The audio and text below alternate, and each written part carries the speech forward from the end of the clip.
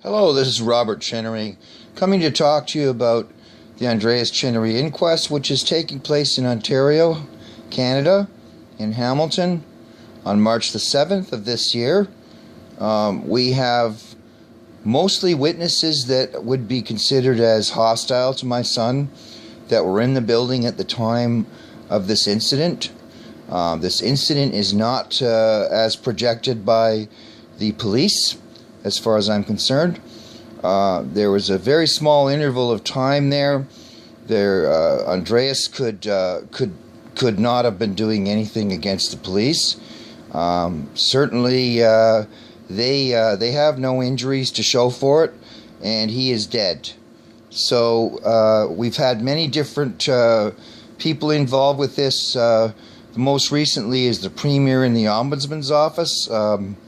I actually talked to the Ombudsman's office probably about 8 months ago, and part of the conversation, which was a criticism of the SIU and their policies and their staffing, who are mostly former police, as you know, was, excuse me, sir, before we go further, I should tell you that I'm actually an ex-police officer from Peel Region.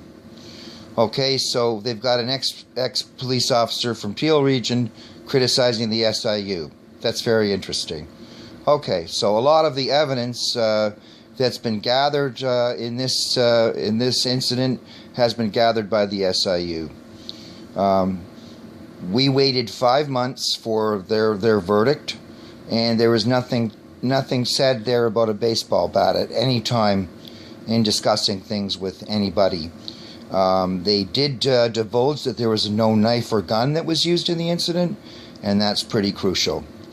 So in the long run, the Office of the Premier is the second office that I was involved with. The Office of the Premier stated that the Premier does not get involved in legal matters. Well, having that said, Mr. Blain and the coroner, as well as many other people that are involved. Of course, the police are involved in running a shooting inquest, which is very interesting too. So there's the OPP that are assisting the coroner, and also other individuals that are Ontario employees. Mr. Blain, in fact, is an Ontario employee. It's built right into his email address, and so is the coroner. So is the chief coroner. And all of them are actually under the auspices of the Ministry of Community Safety and Corrections, who ironically also deal with regulating the police and hiring police and things like that. It's very interesting that the coroner's office would be also in the same ministry. So the second thing was that unless you're rich and you want to spend your money on that, there is no legal assistance available for people with an average income. They do not appoint that lawyer to you. The ministry refused me a lawyer, basically because the officers had been exonerated. The officers have been exonerated by an agency that's supposedly independent, and it actually is not independent as far as I know, because you can't say it's independent or objective without having no connection with the police, which there is a connection. They're former police officers. 87% of them is the last time I looked it up, but I could be wrong about that. It might be more or less, but let's say 87% for just an opinion sort of based thing. The other thing is the impartiality of the coroner. The coroner, in fact, is working for the government. My daughter, who's only 28, pointed that out. Hey, the coroner works for the government. Mr. Blain works for the government, who's the crown for the coroner, and other people that are on the staff there work for the government.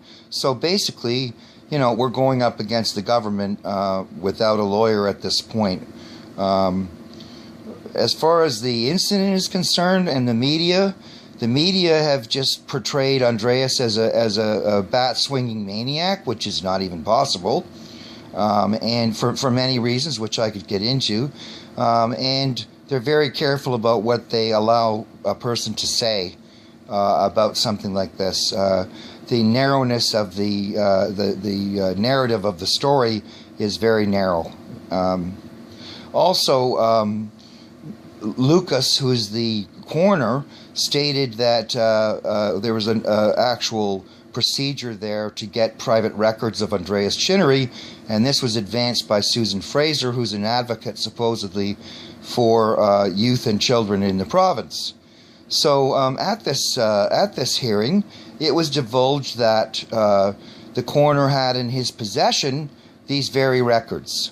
So we were basically just playing a parody, a game, in front of the coroner when he really had the material available to decide that. So the Chinnery family has basically had 6 different rulings against them.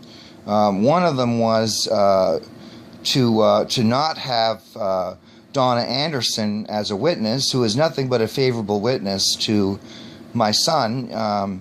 You know, she actually lived with him for a period of time and knew of his character, and that he had good character, and that he was, you know, behaving himself as a good citizen.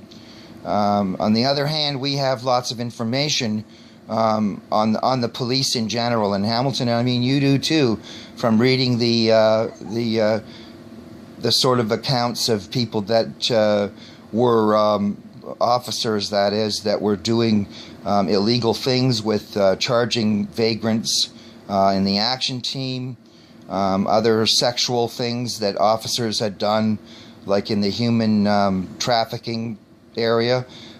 It just goes on, and their punishments seem minor, really, compared to the actual crimes that have taken place. If that had taken place to a regular person, let's just see what'll happen to them. So I object to the layers of protection that these police officers have from the government. I object to the fact that they are included, their theoretical aspects or training or whatever is included under the same ministry as the coroner, Ministry of Community Safety and Corrections.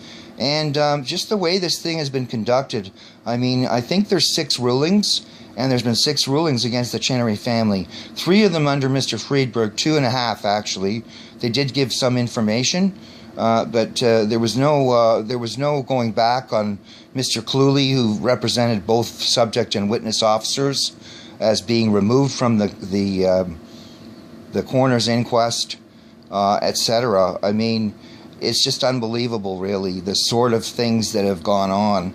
And my statement is that these things that have happened and been ruled upon in the coroner's inquest would never ever take place in a regular court of law.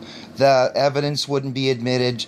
These sort of procedures and processes that have been used to arrive at decisions in regards to our family and other items would never have taken place.